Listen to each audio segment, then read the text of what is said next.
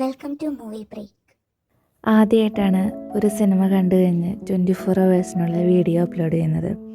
So നിങ്ങൾക്ക് ഊഹിക്കാം എത്രത്തോളം നല്ലതായിരിക്കും ആ മൂവി എന്ന്. 2026 റീസെൻ്റായിട്ട് പുറത്തിറങ്ങിയ ഫൈൻഡിങ് എമിലി എന്ന മൂവിയെ പറ്റിയാണ് ഞാൻ പറഞ്ഞു വരുന്നത്.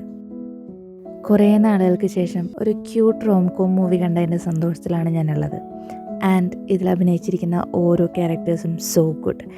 Especially our leading characters Owen and Emily. Their chemistry was absolutely beautiful. നായകൻ ഒരു ക്ലബിൽ വെച്ചിട്ട് യാദൃശ്ചികമായി എമിലി എന്ന പെൺകുട്ടിയെ കണ്ടുമുട്ടുകയാണ്. It was almost like love at first sight. പിന്നീട് അവളിൽ നിന്ന് നമ്പർ വാങ്ങി വീട്ടിലെത്തി മെസ്സേജ് അയക്കുമ്പോഴാണ് അവൻ മനസ്സിലാകുന്നത് ഒരു ഡിജിറ്റ് മിസ്സിങ് ആണെന്നുള്ളത്. സോ പിന്നീട് അങ്ങോട്ട് എമിലി എന്ന ആ പെൺകുട്ടിയെ അന്വേഷിച്ചിട്ടുള്ള യാത്രയാണ് സിനിമയിലുടനീളം കാണിക്കുന്നത്. ഈ അന്വേഷണത്തിൽ അവൻ ആദ്യം കണ്ടുമുട്ടുന്നത് എമിലി എന്ന ഒരു സൈക്കോളജി സ്റ്റുഡൻറ്റിനെയാണ്. തുടർന്ന് നായകൻ എമിലി എന്ന അജ്ഞാത പെൺകുട്ടിയോടുള്ള റൊമാൻറ്റിക് ഒബ്സഷൻ അവളുടെ തിസിസിന് വേണ്ടിയിട്ടുള്ള കേസ് സ്റ്റഡി ആയിട്ട് എടുക്കുകയാണ്. And her topic was love makes people loss there mind. നായിക നമ്മുടെ നായകനെ പല രീതിയിലും എമിലി എന്ന പെൺകുട്ടിയെ കണ്ടുപിടിക്കാൻ ഇൻഡയറക്റ്റ്ലി ഇൻഫ്ലുവൻസ് ചെയ്യുന്നുണ്ട് for the purpose of her case study.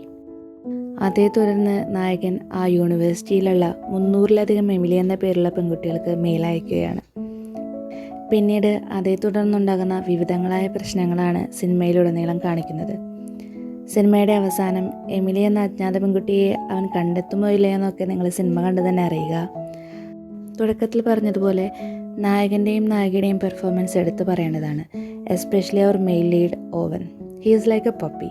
ഒന്നുകൂടെ സ്പെസിഫൈ ചെയ്ത് പറയുകയാണെങ്കിൽ സോഷ്യൽ മീഡിയയിൽ പറയുന്ന പോലെ he is a golden retriever boy. പിന്നെ ഈ മൂവി ഒരു ഫ്രഷ് മൂവിയാണെന്നോ ഒരു ഗ്രേറ്റ് മൂവിയാണെന്നോ ഞാൻ വാദിക്കുന്നില്ല. But it's a good romcom movie you must watch.